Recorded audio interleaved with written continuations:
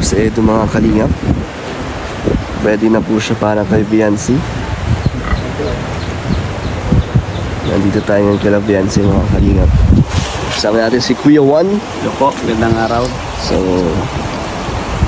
updated ka ba Kuya Juan?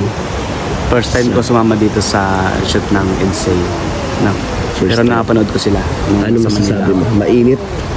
Yung kasing mahihiyain na si Beyonce ay sakto din kay Toledo. Kasi parang pareho sila, no? mahihiyain din. Tahimik. Parehas tahimik. Kaya sabi sa akin Toledo, huwag kang mahiya. Nahiya man din siya. Pero nagkakahiyaan. Nagkakahiyaan. Pero ano masasabi mo sa kanilang tambalan? Ang dami nag-aabang sa kanila. Marami nag-aabang kasi malakas din kasi yung chemistry. Malakas, no? Malakas. Pero ano Kuya Juan, feeling ko si Edo, kahit saan mo i-partner, Talagang yung chemistry hindi nawala eh. Ano yung sekreto ni Edo? Pero sabi ko nga, darating din yung time na Para sa'yo? hindi. Para talaga kay Toledo. Siyempre kaibigan natin yun. Siyempre rin para sa akin. Joke lang po Joke lang. Ano ba ang may mamarites mo dyan? Ano ba ang alam mo dyan na pwede mo i-share dito? Kasi po si Toledo, nagkwento kanina. About kay Beyonce. Ano panento niya? So, siguro, yung pininto sa akin ni Toledo, abangan niyo po sa Toledo. Alam mo naman nag-kwento mo. Abangan pala nila doon. Pero may surprise. Pero dito po sa vlog namin yan, Kalingap, good vibes. Good vibes lang. Arjun, hi ka naman. Hi ka sa vlog ko. Ay, So magbibigay ulit tayo ng good vibes ng Marites. Ano mang ma-share mo tungkol kay Edo at Biancy? Ano ang nalalaman mo sa kanila? I-share mo naman dito sa mga supporters at sa mga kinikilig kay Edo. Sa tingin ko, yung si Biancy kasi masyadong mahihain. Si Kuya Edo mo. Si Kuya Edo, sinaka ko yung todo ay oit na lumakit kay Biancy.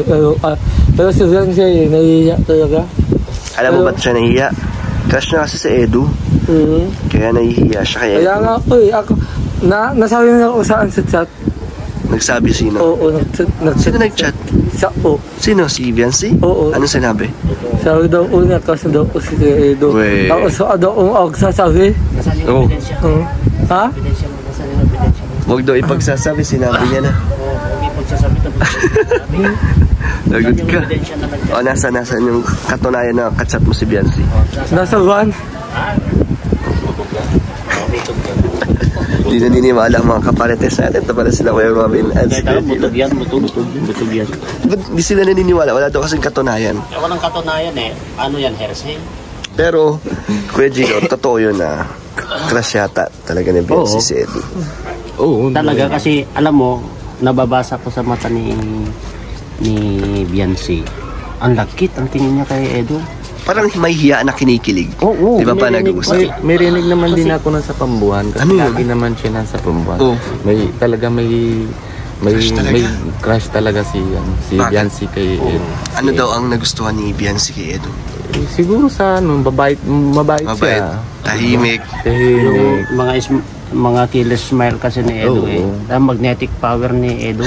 Iba ang magnetic power niya. Malakas ang dating ni Edo, no? Kahit kanino mo siya i-partner, parang maraming kinikilig sa kanila. Kasi nung unang-una namin na nakasama si Edo, na nagbukas ng binasa ko yung mata talaga ni Biancy. Talagang nakatitig talaga na iba.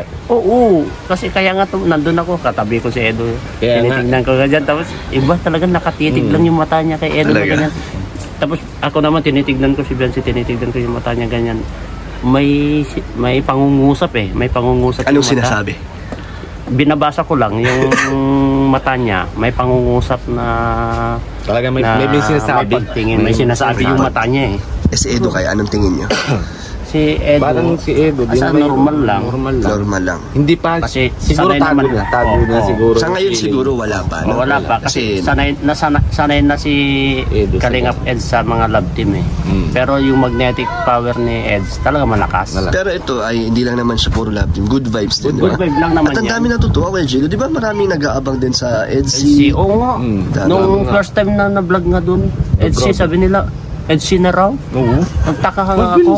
Sabi ko, Dami kasi namin ng mahal kay Edo. Daming sumusuporta kay Edo. At ang maganda doon na nadadamay din sa suporta yung mga beneficiary. Pati tayo. Oo, pati tayo. Tignan mo, 'di ba? Kasi tayo, dalawa tayo, lagi natin kasama si Ed.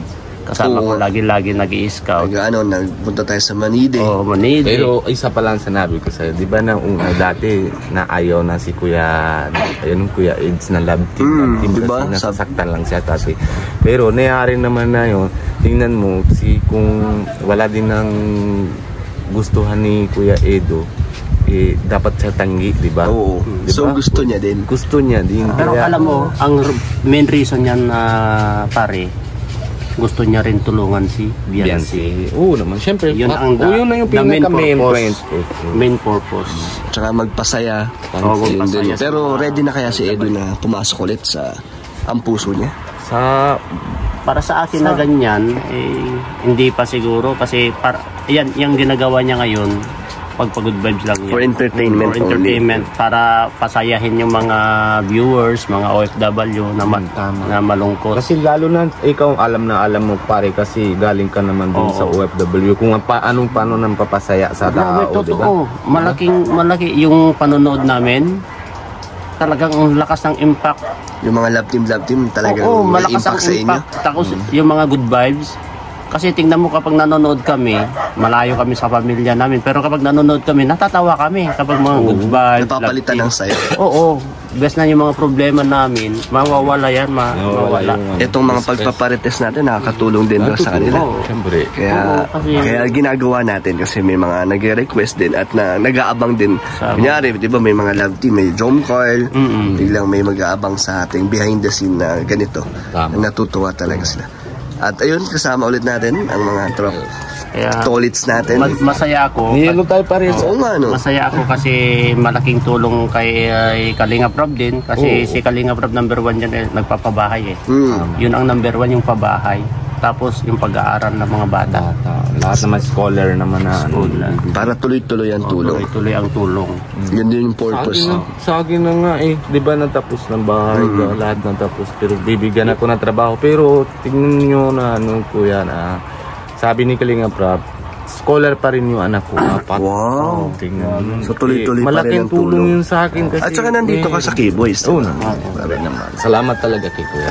Wait lang sisilip lang ako. Saka bonus yung mga sponsor na sa kanila bonus. Malaking bagay ang mga sponsors at viewers. Bonus na yun. Kuya Gilo, wait lang, sisilip lang ako anong ganap. Babalikan ko kayo ha. Tara na, silip na lang tayo. So sisilip tayo mga kaliyam kung ano na pong ganap dito sa Beyonce. Ito po si Edo. Ready na po. Ay, mga kaparites, tolits. Anong latest? Ano nang ganap dito? Medyo madugo. Bakit madugo? Oo, may nakita kami nung kamukha ni Jello Mags. Saan? Pilid. Kamukha talaga ni Jello Mags. Saan? Lulu yata siya niya eh. Talaga? Lulu siya ni Beyonce. Ito pala, mga kalingap, kamukha daw ni Kuya Jello Mags. Oo nga, no, may hawig do. May hawig Kuya Jello ah.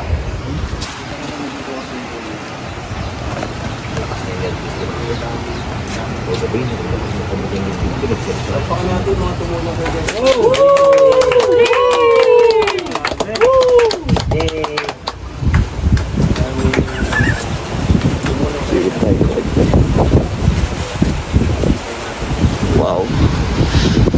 Nag-uusap na po pala sila. Squid nila pinipinig.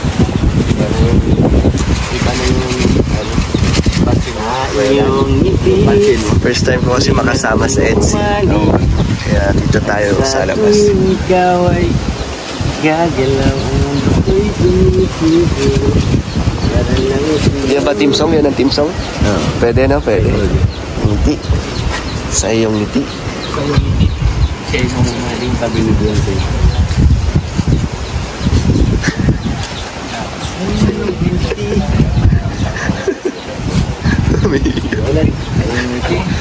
Ba't ka umiiyak? Mainit ang kape.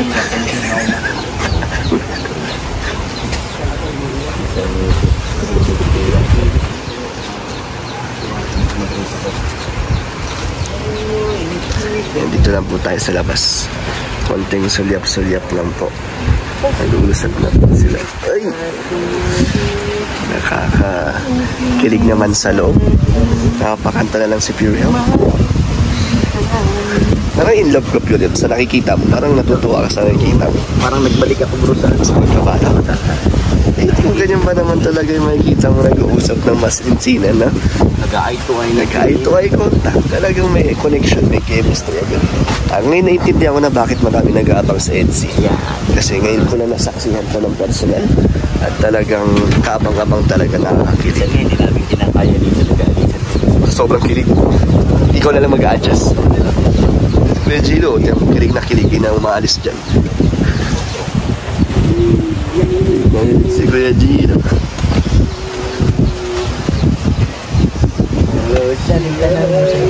Ganda namin sa'yo. Ano meron, Kuya Gilo? Ba't di ka na makaalis dyan? Kinikilig ako. Tinitignan ko yung mata nila pareho. Nag-uusap talaga, ano? Kaya sabi ko, may pangungusap yung sinina. Nakakakilig sila. Nawa ka na? Naghahawakan ng kamay. Grabe. Nakakakilig ng episode ito. Nagulat ako kaya napatigil ako. Kaya nga, yung mata kasi ni Biancy Tol, may pangungusap na May laman. may laman. Yung titig ay may laman. Si David, oh. Kung di ko kinaya yun, inatak yung kamay ni Edu. Sabi ni David, daya daw. Ba't madaya? Daya? Hindi mo ba ginagawa yun? Laba? Kayang-kaya ni Kuya David yan. No, kayang-kaya ni Kuya David. Kasi nagtala ko siya. Laundry na lang. Ayaw mo nahihirapan. Hindi ko kinaya yung paglalaban nila, Kuya Juan. Tapos paning kuha ng kamay. Halika na. Nadala na po kami sa kilig dito. Grabe po, naglaba lang sila, nakakakilig na. Legit yung kilig nila, lalo na yung kinuha ni Biancy. Grabe, sabi. Paano? Tama na yan. Grabe naman ito mga kalingap. Kaya Robin, nakita mo ba yung nangyari doon? Grabe. Yung naglaba sila. So Edo naglaba, no? Grabe talaga. Ano naman na, Nag-e-effort si Edo. Sabihin doon. Nagpagahawak na kumain. Grabe yung paghatak ng kamay na. Uy, pag ginahawak. Nagulat kasi ako na may ganun silang mga mga eksena, hawakan ng kamay. Nagulat din ako. Ganun din pala si Kuya Edo ng mga kahit naman sasabihan natin ng sila gusto niyang tinatulungan, pero kita mo yung reaction ni Kuya Edo, para lalambing baga sa lalambing nga. Tsaka Kuya Robin, yung simple nilang mga hawakan ng kamay na hindi sinasadya, nakakakilig. Grabe, sobrang kinilig siguro yung mga supporters dito at mga viewers. Kanina natayo. Grabe, nakakagulat lang na may impact yung nila, yung talagang tandem nila, nakakagulat kaya. So, ayun. Kuya Edo Nakakagulat si Edo. Nagulat talaga kasi nalaba siya. Nangiisip niya. May dating yung love team nila. Kung ano pa lang yun, umpisa pa lang yun, parang unti-unting ganyan-ganyan lang, pero talaga. Grabe na. Pero nakakakilig. Meron na siya na talagang gusto. Talaga sagrado. Kasi meron ako narinig. Kasi lagi naman siya. May pinsan kasi siya doon sa Pambuhan. Kaya may rinig ako doon. Kasi load din na sa taga Pambuhan eh. Tapos na ako isang araw natambay ako sa isang tindahan. Tapos doon narinig ko doon. Sabi bakit niya kanento doon? Nagkukwento sa akin. Oh? Nagkukwento sa akin yung tandera na yung tindahan na sabi niya. Si Ruben nakikilig pagka kami ng sa doon sa Calabian. May pinsan daw dyan sa lapis sa tindahan. Sabi niya sa akin. Pero totoo naman na may gugustuhan si Biancy kay Edo. So sinabi nun yan, nagkwento si Biancy doon sa mga tao doon. Na-crush niya si Edo. So kinikilig talaga na si Biancy. Kaya may ako na may talagang 100% na ako ng 100% ka na agad. Sure na ako. Kahit umpisa pa lang ha. So madaming aabangan pa ang mga viewers. Thank you, Kuya Robin. Salamat, another good vibes ulit. Thank you. And salamat sa mga kaparites natin. Salamat. Ay, si Dr. Love. So mag-outro na po kami pero may ibang marites doon. Si Kuya Gino. Hinawakan yung kamay. Kaya nga, nakakagulat. Meron na.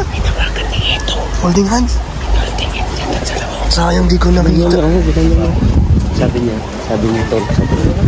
Paano?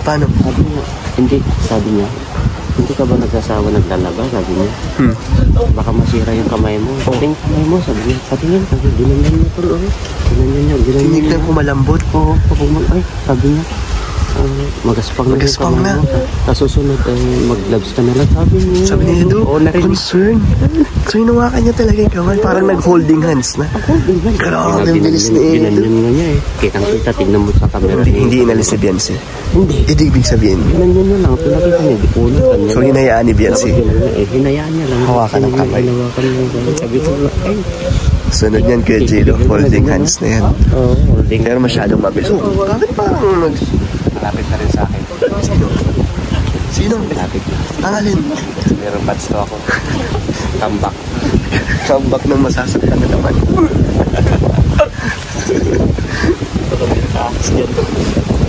Ano kaya tata? Malayo ang tingin mo.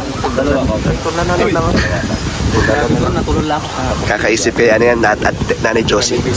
Kakaisip kay Nanay Josie. Saludo tayo sa superhero nating kaibigan, si Kalingap Tata. Saludo tayo. Bilib kami sa'yo. Proud kami sa'yo. Masaya tayo kasi alam mo, isa sa kasama natin nag-i-improve. Hindi, tsaka yung tulong na ginawa, hindi biro. Hindi biro sa ospital ba naman yung bill napakalaki. 100. Hindi, kaso nga lang, nakakalungkot lang. Sa kabila ng pagtulong ng Tata, maraming Best na mag-count sila, nabash pa. Pero, lang yan. Pero, hayaan na lang ni Tata. advice lang natin sa kanya, huwag kang magpapapekto sa bus kasi alam mo, hindi natutulog ang Diyos.